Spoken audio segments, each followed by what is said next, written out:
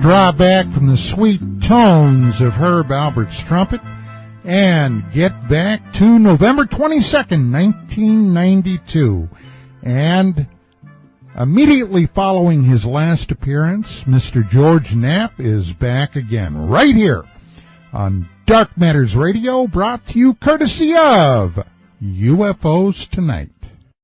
Well, last week my guest was award-winning television journalist George Knapp, the man that was responsible for bringing the story of Robert Lazar to the world. And we had such a fantastic program, and there were so many points and so many areas that we didn't get to cover that I asked George if he would come back this week, and he very graciously agreed. And joining us in Las Vegas is George Knapp. Good evening, George. John, a pleasure to be here. And I want to thank you for being able to make it because, as probably most of the public don't know, you're not feeling very well tonight. Well, I just hope it's my sinuses and not my personality that sounds stuffy. You know? Well, speaking of sinuses, George, how are things down in Las Vegas? Just fine. Real busy. As some of your listeners may not know, I'm working for a company called Altamira Communications now, and we're preparing a whole series of what I think will be state-of-the-art kind of documentaries on the UFO topic, and it's very exciting.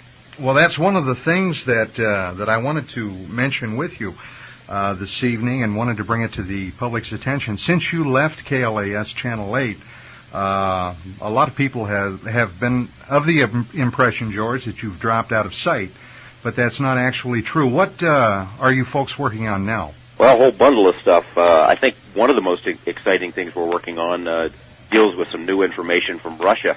We have an associate who's in the former Soviet Union, and as your readers, your listeners probably know, KGB archives on a variety of topics have been opened up to the West for the first time. I have fairly reliable information that documents and even films may soon be obtained, which I think will prove that there has been contact between Earth governments and aliens of some sort, that technology has been obtained from them, that crashes have occurred and recoveries, and that the U.S. government has hidden these facts from the American public. The irony of it is, I think we could end up learning more about what our government knows about UFOs from the Russians than we will ever learn from Washington. And I hope to be going to the former Soviet Union in the next few months. George, it's funny that you should mention information coming out of the Soviet Union, and especially from the KGB archives. A number of months ago now, probably fast approaching a year, the Los Angeles Times ran a story which I still have back in our records at UFO Magazine, in reference to several television production companies vying for the rights for the KGB archives. At the very end of the story, they in fact mentioned UFOs, and we have a former Russian citizen who is now a naturalized U.S.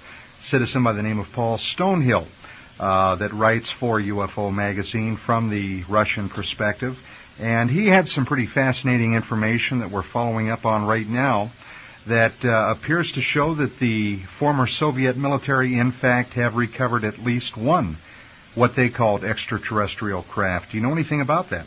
I have heard that, Don. I've heard the same information. In fact, what the information that's come to me has suggested that there was some sort of a landing at a prearranged site, that this landing may in fact have been filmed, that there was official contact between the Russian government and whoever these people are, these beings are. I also have information about documents dating back to the Stalin era, which I think will verify not only the reality of the Roswell crash, but also the reality of an MJ-12 type organization being created.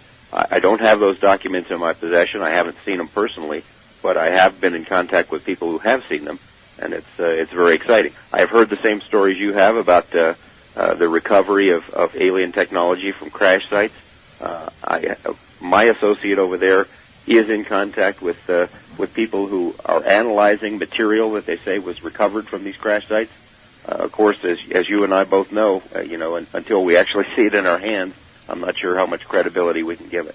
Well, absolutely. And, the last several years, George, and you would know this probably better than anyone, Las Vegas has become a type of Mecca, if you will, for the faithful. Not only, of course, is the Area 51 story down there and still going strong, but also the Robert Lazar story.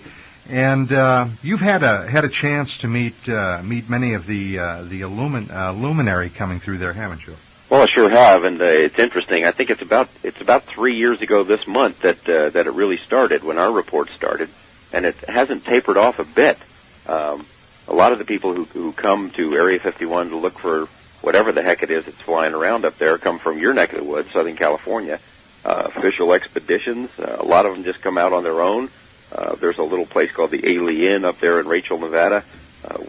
They have a guest book where people have come from all over the world and signed in. I mean, Europe and Australia and Japan. And it's interesting to me that the interest in that area hasn't dropped off a bit. Okay, George, the telephone calls have already started to come in, and then I want to ask you about something, as a matter of fact, that involves a group out of Southern California, and something that, in fact, may have some legal ramifications. But let's take this first call. We have Rick from Sylmar. Is that King Cable, Rick? You got it right. Okay. How are you doing this evening? Good. Yourself? I'm doing fine, and I'll tell you what, I think we just lost our guest. We're going to have to get him back. All right. Sounds good. Did you have a question? I have a question. I definitely have a question for you and Mr. Knapp. That's one thing for sure. I hope we can get him back on. Yeah, we'll get him back on. Okay, well, my question is, Mr. Ecker, that's one thing, I have recorded a lot from, of course, the show Sightings, and of course, Unsolved Mysteries, and of course, from my other sources and stuff. Really good footage of discs, definitely what you can see as a craft, in the sky moving around. Uh-huh. Especially over the Area 51 cases, you can actually see discs doing tremendously weird feats. Why can't we use this videotape as, and use it and present it, as evidence for the actual usage of either our own craft used by the military, by perhaps alien technology, or, of course, being just alien itself over just the landscape of Area 51. I mean, can't we use this as actual evidence of the aliens being here, or of our own advanced technology? I mean, can't that, be used?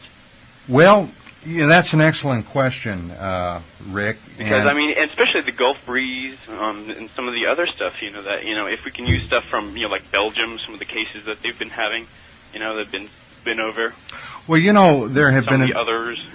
Right, there have been a number of people that have filmed some anomalous lights out there, normally and usually in the evenings. As a matter of fact, back in April, NBC News had their Pentagon correspondent out there, and they filmed some things. At the very best, I think we have George back here. Hang on one second. All righty. Okay, George, are you back? Yes. Hello? Okay, Hello? Are you back? Yes. Oh, great. All right. I'm sorry about that. We lost you there. Are you still there, Rick? I'm still here. Okay, we have Rick on line one, George. He was asking why can't some of this film that's been filmed out at Area 51 showing anomalous lights be used as evidence that something, in fact, strange is going on? Especially with the way some of them have been, filmed. They've been doing them like straight loops around in circles right in front of the mountain. You can see it. I have it on video. I've recorded it off Sightings in a few other cases. Other shows on television. I started to say that the Airforce would deny that anything strange is going on out there. Yeah. And it is an open secret that this area has been used for research development. What do you think about that? Well, I know for a fact that the Air Force has denied not only to the public, but also to high-level congressional folks that they've got anything of the nature that's been described flying around out there. In fact, the evidence suggests there's an entire family of advanced propulsion, strange-looking, flying saucer, call it whatever you want, type aircraft out there. I hate to throw cold water on those folks who are going out in that area looking for alien kind of technology, but I suspect that if, in fact, they did have alien technology out there and we tested flying it for a while, I'm not sure that that's what people are seeing. I mean, it makes no sense to me that they would still have it out there in light of the sheer numbers of people who go out looking for it that's on almost every night. Very, very understandable. All right, was that it, Rick? You got it. Thank you very much. Okay, and thank you, and make sure you tell your friends about it. Keep up the good work, you guys. Okay. All right.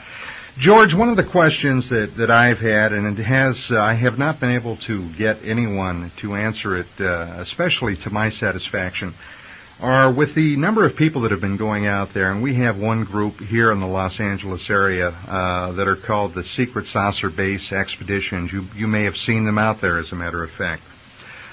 And they have been apparently harassed by the armed guards that are patrolling the outside area around Area 51, which I believe are employed by the Wackenhut Security Corporation. We've had instances where individuals have been buzzed at below minimum height by military helicopters. In several cases, these people have come back to Los Angeles, have gone to the federal prosecutor, and have attempted to file some type of legal action, and they refuse to hear the case.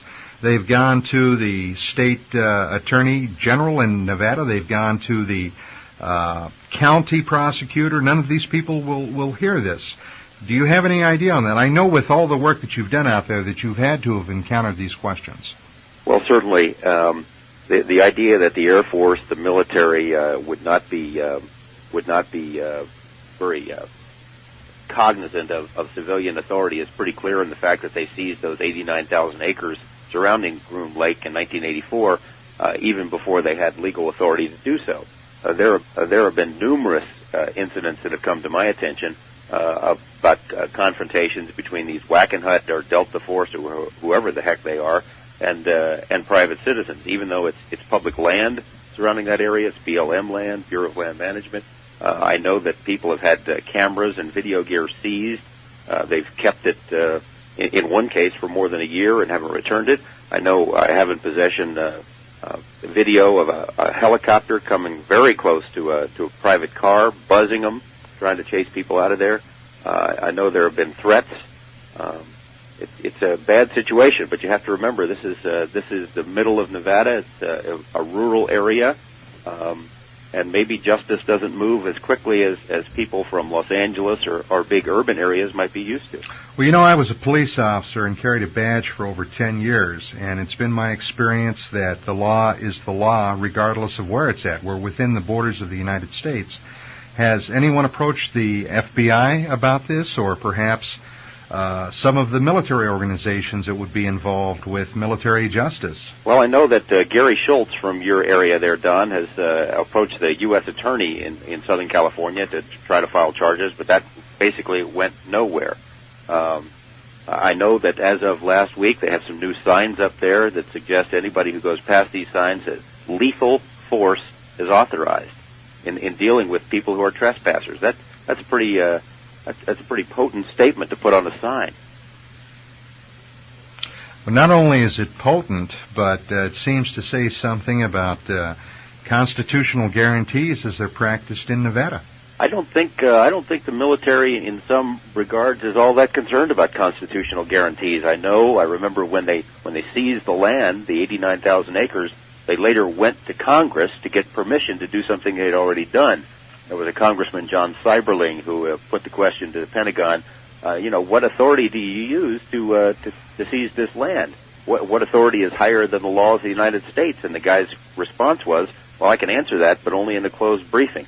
I sure would like to know from Congressman Seiberling or someone else exactly what kind of rationale he gave behind closed doors.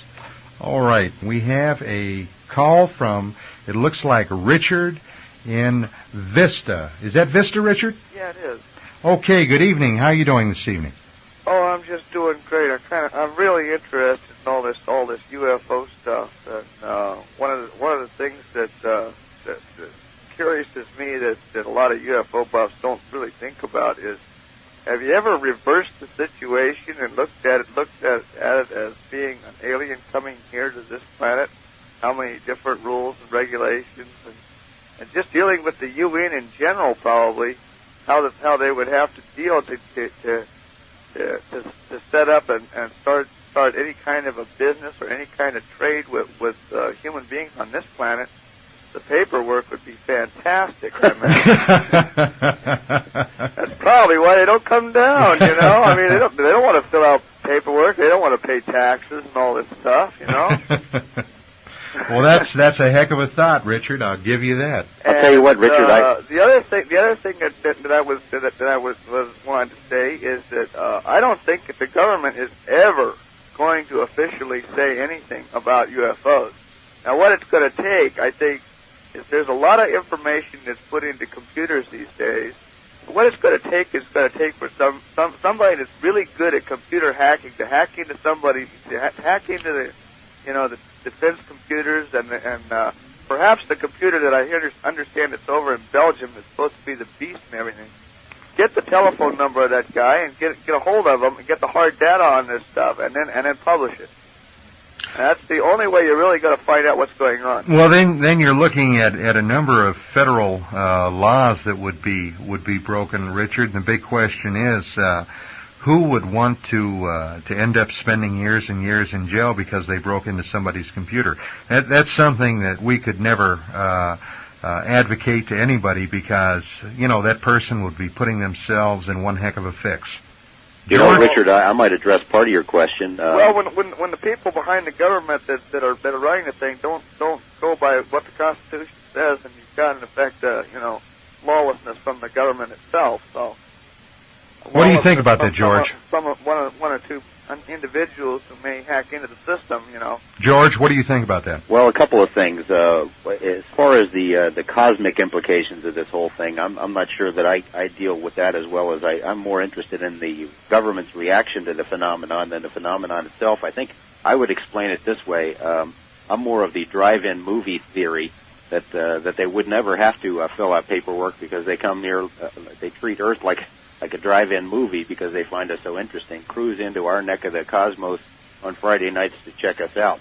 As for whether or not the government will ever release the information, I'm not sure they have to, and I don't think your listeners, Don, have maybe thought of it this way, but they've got all these things flying out there at Area 51, things like some witnesses describe it as a TR-3A, like a black manta.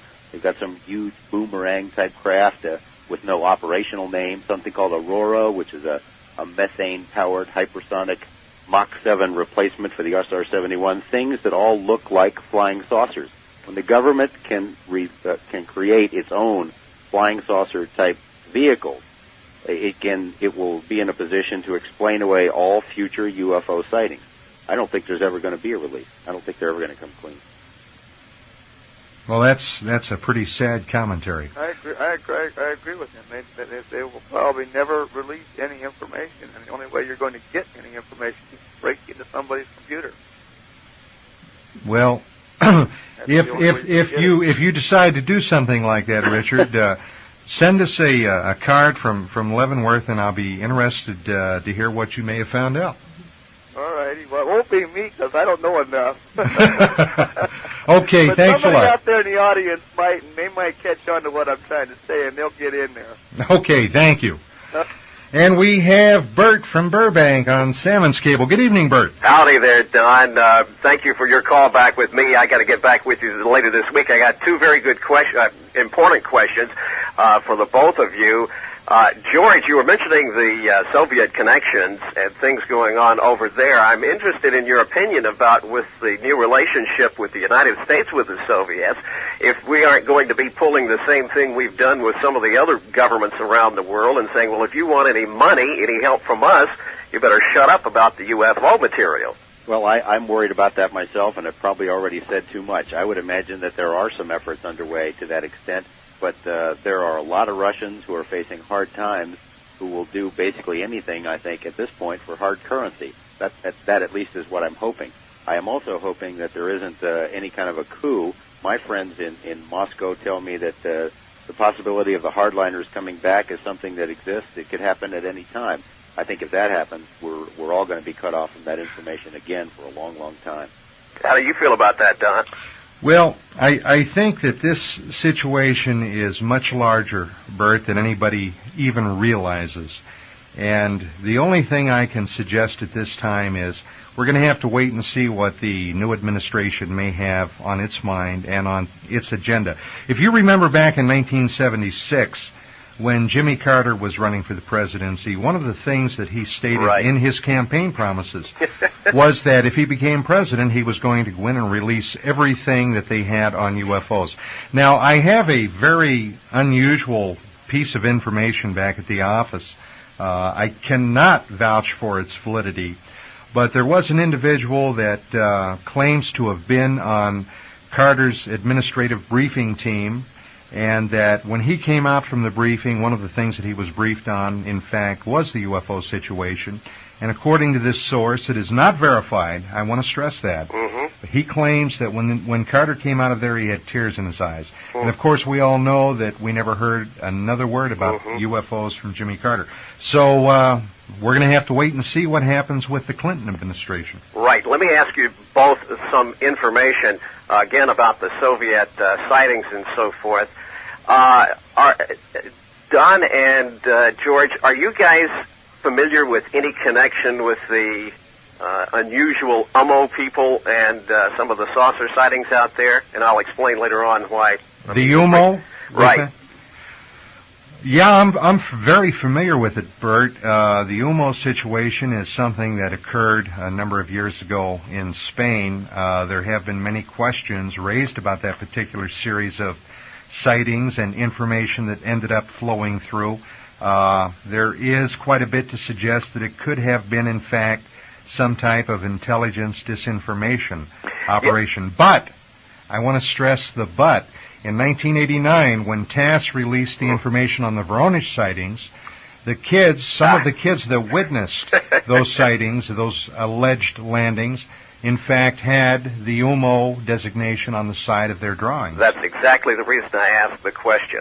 Now, George, have you had any experience with your contacts over there mentioning anything about this? No, I'm sorry, I haven't. And I would hope at some particular time you might be able to, with those contacts, propose that, because I thought the kids and that insignia in the middle of a place where it doesn't have great communication was a very unusual situation. Not that it couldn't have been faked, but nevertheless, it's something that could be followed up. Okay, guys. Well, let me ask you a real quick question, Bert. Did you by chance see the Fox television sighting segment on Friday? Yes, I did. Okay, did you see that segment on the Soviet Union on Russia? You bet. That M triangle. Yes. Right.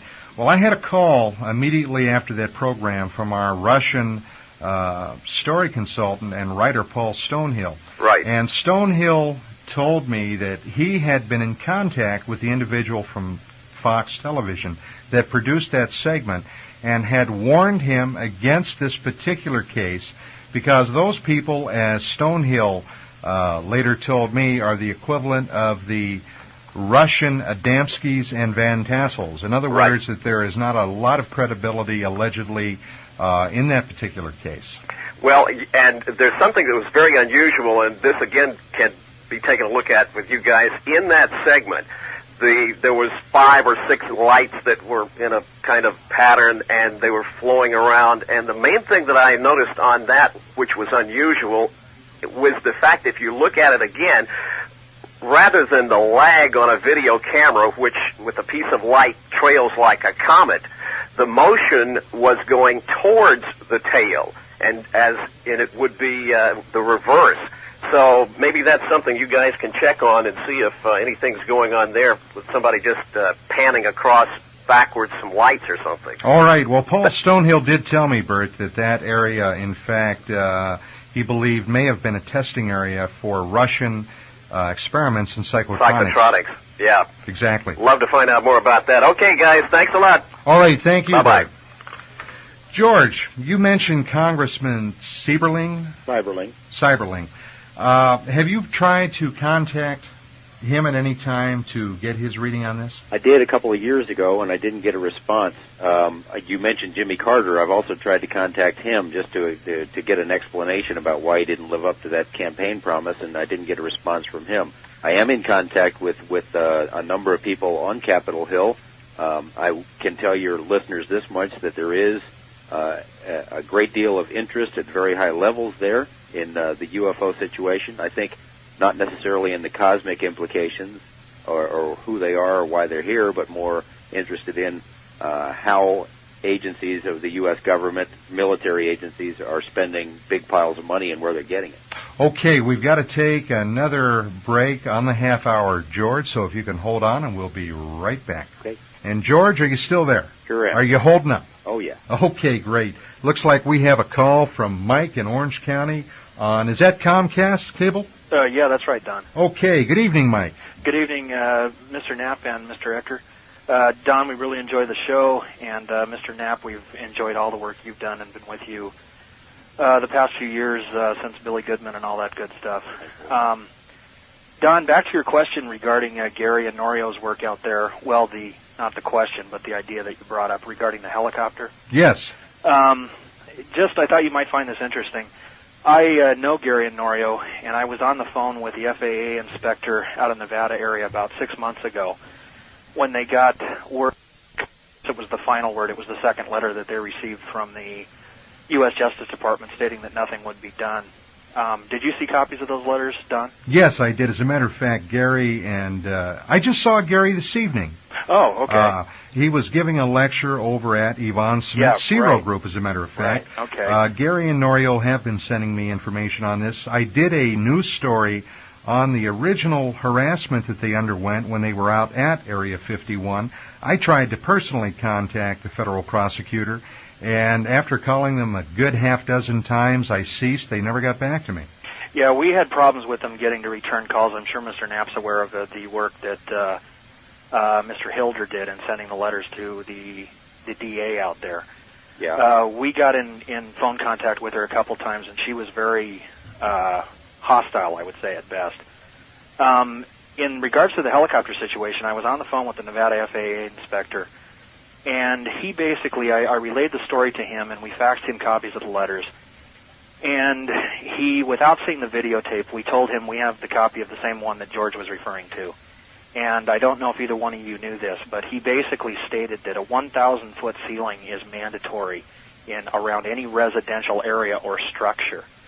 Now, granted, at the mailbox and Groom Road where this occurred, there is no structure per se in that 3-mile radius as they call for. However, it's still FAA law mandates that they keep a 500-foot ceiling at all times. Now, the law states that a military pilot has to use his own, what he called pilot's discretion. However, under pilot's discretion, the military can take a aircraft, fixed wing or rotor, down to within 100 feet or lower. It's completely up to pilot's discretion. And if a complaint was to be filed, and this is what I'm sure George can comment on, there has to be some kind of a tail number or ID number, which everybody knows those copters out there don't carry. Well, that's very interesting, Mike, but there's one thing that we're all going to have to once again remember, and that is the fact that, yes, you and I and everyone else, we are truly, under our form of government, we are the government. Absolutely. And every once in a while we have to remind these folks down in Washington who, in fact, is not only paying the bills, but calling the shots. Well, our present administration, the Bush administration, I think, found that out just a couple of weeks ago, that they were unresponsive to the country's needs, to the domestic problems that we as citizens were facing, and that's why we have a new administration coming in just a few weeks. Perhaps it will change. We hope so. Well, in closing, I'd just like, George, in your opinion on something that came up, I guess, in the past couple of weeks. When the naval officer, I guess, the homosexual officer that it was mandated that he be reinstated to service, the federal judge that sat in on that ordered the Navy to reinstate him, made a very interesting statement in the actual written finding on the case. And he stated that at no time does anybody in the military, no matter what the structure within the military, have precedence over even the lowest of civilian authorities, including the civilians themselves, because the civilians are the government. And it was with that finding that he ordered this individual to be reinstated in the Navy. I'd like to know what George's idea is and what your idea, Don, on that would be, because I would think that would apply to this UFO issue also. Wow, I've never heard that before. obviously it would apply to the UFO situation, but gosh, I couldn't imagine them actually enforcing that across the country. Yeah, well, I couldn't either, but I thought it might be interesting for George in his new endeavor to try to look up to see. We're trying to do the same thing, and if I get it, George, I'll send it to you. Okay. But we're trying to get the written copy of what the actual case finding was and the order that the judge made, because he did state in the order that it was no military power whatsoever would supersede the right of even the lowliest civilian. And especially if we're talking about being on public and or private land. However, we all know that in the course of over 45 years, especially when we're talking about the UFO subject, there have been cases where, in fact, the military have come into private property where there have been UFO situations, and they have taken over. A good friend of ours, Dick Criswell, in Indianapolis, Indiana, was trying to track down a case that happened there not more than just a couple of months ago, with an alleged cattle mutilation on a private farm. The military showed up there, blocked the area off, allowed no one on or off the property until they completed whatever it is that they were doing there, and then, in fact, took off. And to this day, the last I heard from Dick Criswell, the farmer is not talking. So that's some fantastic. I would like you to keep us advised on what you find out also, Mike, if you could give us a call at UFO Magazine. Great. And just in closing, I was wondering, last week when you ended the program, I had a kind of an idea that George was going to bring up something regarding somebody by the initials DH that was kind of out circulating in the UFO community stating he was from that area at 51 with photographs, if George knows what I'm talking about. George, do you know what he's talking about? Yeah, I do. There's I'm going to hang up. I was just wondering if he could comment on that, because I kind of got the idea last week he was going to say something about it, and you guys ran out of time. No, I wasn't going to comment on it. Oh, okay. Okay. All right, well, thanks a lot, Don. You bet, Mike. All righty, bye-bye. Okay, George, tell us, who's DH? Nothing I can talk about. You can't talk about it on... Okay, well, I understand that. Well, we have John from Palmdale, out of Jones Cable. Good evening, John. Good evening, gentlemen. How you doing tonight? Just fine. Did you have a question for my guest? Yeah, I sure did. I'd like either one of you guys to comment, if you can, on Jacque Vallee's book, Revelation. You bet. You bet. I'd be happy to, unless you wanted to comment on it. Well, I can speak in general terms that I have the utmost respect for this guy. I mean, I think he's one of the best thinkers in this whole field, if not the best. It's meticulous research. I really like what the guy says. I think he's forced people like me and Don and others to re-examine the extraterrestrial hypothesis and look at it in much broader terms. I couldn't add a thing to that, George. You basically took the very words out of my mouth. Okay, well, thanks a lot, guys. Okay, thank you, John. Well, what is your idea, George, for attempting to focus some real hard congressional scrutiny on this? What does it take for in your opinion, for we, the citizens, to make Congress sit up and start fulfilling their obligation and their duties to us, the public? That's a tough question to ask. For one thing, as I hinted earlier, Don, Congress is taking a look at this situation. But I don't think we can realistically expect them to come out with a full-blown hearing, and I'm not sure that would be all that productive anyway. They're looking at it in a quiet, behind-the-scenes way. I don't think we can expect senators, congressmen to come out and say, I want to get to the bottom of this UFO situation, because we know they would be politically crucified. They'd be ridiculed. But yet, be that as it may, the more I'm in this, and I've been in this now almost full-time since 1987, and I have interfaced with, I couldn't even begin to count how many people that have come out with some of the strangest, most odd and troubling stories. And I mean, you know yourself that these people cannot all be crazy. I myself had a sighting of something very strange coming back from Las Vegas just a little over a month ago. I spoke to a man this evening that was relaying to me the account of an abduction that he underwent 7 years ago, and he was one of probably in the last year maybe 100 people that told me the same thing, that not only did he interface with what he took to be an alien life, but there were also human-appearing individuals on board that partook of this, and he thought for some reason that they were military. I mean, if this is true, or if any part of it is true, it's the most outlandish thing that I've ever heard of, and I know that that's got to hold true for you. What do you suggest we can do? I realize I'm putting you on the spot. I really don't know. I know that there is sincere interest at very high levels.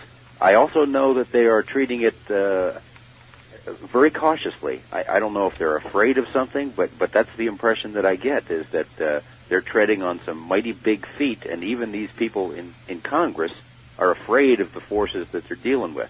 I don't think I can be any more specific than that. Well, once again, that seems to suggest that we are, in fact, dealing with an agency outside of our government, but yet it is acting on the behest or behalf of our recognized government.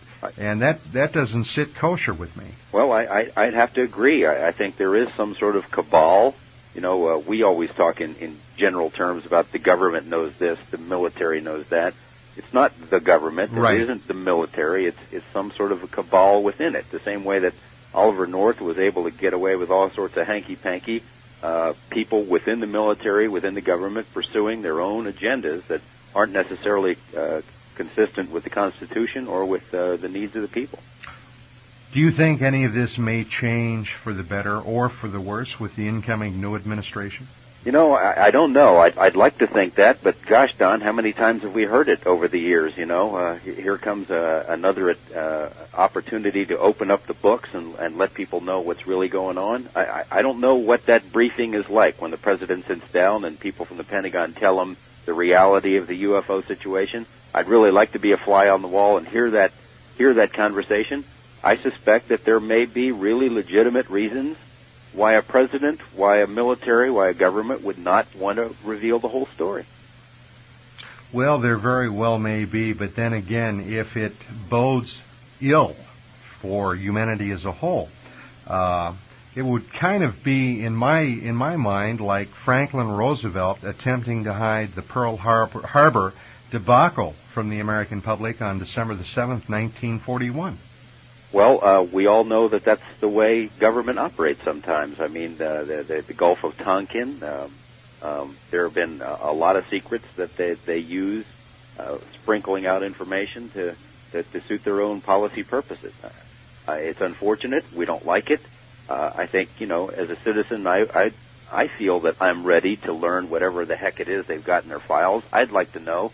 But I've also developed a certain sympathy, I think, for the Air Force, for the military, in realizing that maybe what they know, which may not be the complete picture, maybe what they know is going to be very disturbing, would be extremely disturbing to social institutions and society in general. Okay, let me hit you with another quick question prior to the UFO news commentary. But while you were at Channel 8 down in Las Vegas, George, and you were a recognized first-rate journalist, investigative reporter, and you had ins with not only the police department, with the courts, with the prosecutors, and so forth. How did they react when you questioned them about why they would allow things to happen within their jurisdiction that were obviously illegal? And I'm talking primarily about innocent people, civilians, being harassed out there at gunpoint. Why would they not take some type of stand on it? I don't want to make Nevada sound like cowboy country, but the part of the state that we're dealing with, Lincoln County, is a rural area. It's a very conservative area. I think they view all the outsiders who come up there looking for flying saucers or UFOs or whatever as a nuisance. And I don't think we're ever going to see a great change in attitude that's going to get people the kind of quote-unquote justice that they think they should have coming.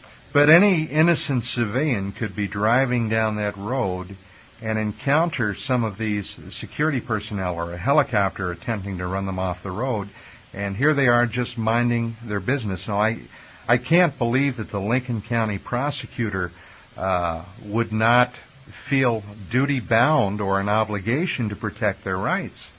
Well, I think as any of your listeners would know if they've been out there, there is a great deal of cooperation between the Lincoln County Sheriff's Department and the security forces that surround Area 51. In essence, these days, what I hear from people like Gary Schultz and Norio, these days, the Sheriff's Department are the people that do the dirty work for the guys from Wackenhut, the Delta Force people. Right. They're the ones that intercept camera crews. They're the ones that tell people, don't go any further. They're the ones that threaten folks, if you climb up that mountain with cameras, we're going to seize the stuff. You know, I don't know. I can't explain it. I can't justify it. That's just the way it is out there. Well, after we get back from the news commentary, George, let's discuss if there's anything that we can collectively do. Okay. And we'll be back in just a moment. And we are back.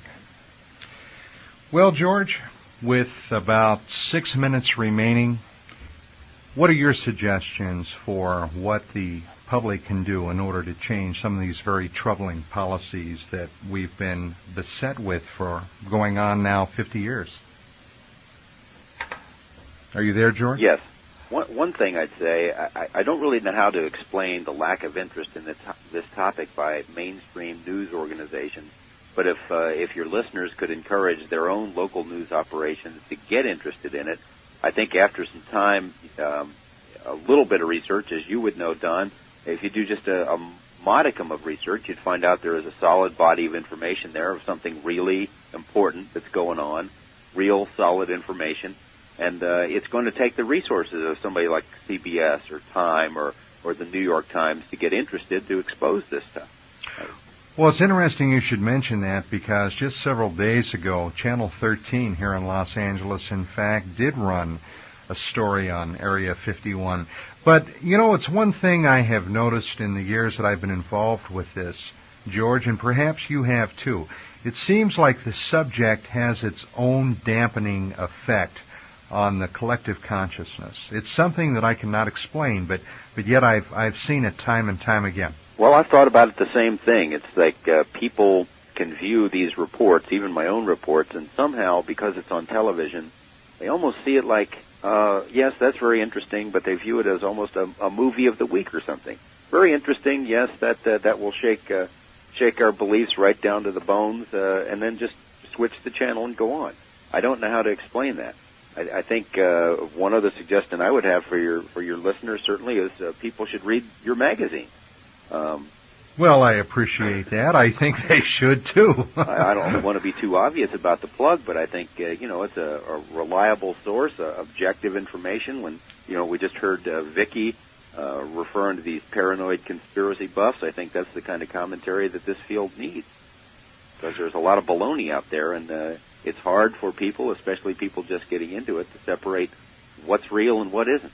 Well, I'm glad you mentioned that because next week I'm going to have on as a guest Kevin Randall, one of the two co-authors of the book UFO Crash at Roswell. And I'm sure you know Randall, George. He's been in the field for a number of years now, and between him and Donald Schmidt, they wrote an absolutely first-rate book on the Roswell crash and subsequent cover-up. One of the things that Randall, however, is going to be discussing is some other research that figured into Roswell on a book just published this past year by Stanton Friedman and Don Berliner. And in their book, Crash at Corona, one of the primary witnesses to this alleged event was a fellow by the name of Gerald Anderson. Now, many of the listeners out there may be aware of Anderson's story, but he was, at that time in 1947, a young child of about 5 or 6 years old. And basically, the crux of this particular bit of information is that Anderson witnessed not only alien bodies at this crash site and some survivors, but also a number of other instances that involved the U.S. military coming out and his family being warned to keep their mouths shut and so forth. Now, what's strange about this particular case is the fact that we have just found out this week that 2 months ago, Anderson admitted to Friedman, Berliner, and several other people, including Walt Andrus of MUFON, that he in fact lied about certain aspects of this case. Now, at this point, this is the first public announcement that this, in fact, has some severe problems with it. Why do you feel that some of these researchers, which have a basic obligation to the public to release information like this, when in fact it is necessary, they hold back on it? Well, I know that the case you're talking about, as you said, it came out about 2 months ago, and I think it will be coming out. I mean, Stanton Friedman is as honest as the day is long, and if he is wrong about Anderson, I am sure that he will be the first one to come forward with that information, and I think he will be. I'd like to speak in general terms about Friedman versus Moore versus Schmidt versus Randall. I don't know Mr. Schmidt or Mr. Randall. I respect the research they've done. But I feel that a lot of this bickering between them and Friedman and others is just unproductive for the whole field. It's no wonder that serious researchers don't want to get involved in this, as much backbiting and nastiness there is in this thing. Exactly, but all these people, in fact, are considered and are very serious researchers, but yet there seems to be almost as much problem getting these guys to sit down and discuss in a rational, logical manner the things that are dividing them as it was to sit down with the North Vietnamese and decide on what kind of table we wanted to sit at in Paris. That's exactly right. You know, we don't need an MJ-12 organization to cause disarray in the field of ufology, UFO research, because people do it to themselves, you know. I find it to be extremely unproductive, these personal disagreements. For example, the Roswell thing, I mean, how many times can we prove that Roswell happened? You know, I just think there are more important things. We've proved it over and over. Roswell's real. Something really crashed. It seems like great researchers like those guys, Friedman, could get on to something else. We're out of time. Thanks very much. Hope you enjoyed this edition of Don Ecker Live. Well, George, it looks like we did it once again. We ran out of time. I want to once again thank you from the bottom of my heart, because I know how ill you are this evening. Oh, that's okay. I wouldn't miss it for the world. That you hung in there. We are definitely going to do this again, George. As a matter of fact, hang on the line here after we get off the air. But I want to tell everybody out there that my guest next week is going to be Kevin Randall. The week following that, Yvonne Smith and a number of people from her Zero group. We're looking forward to it. And, hey, keep your eyes to the skies, and we'll see you in a week. Okay, well, as you can see, George hung in there until the end of the show. Now, look, he was with Altamira for a while. Then he ended up going back to KLAS. And, of course, these days, George is still there.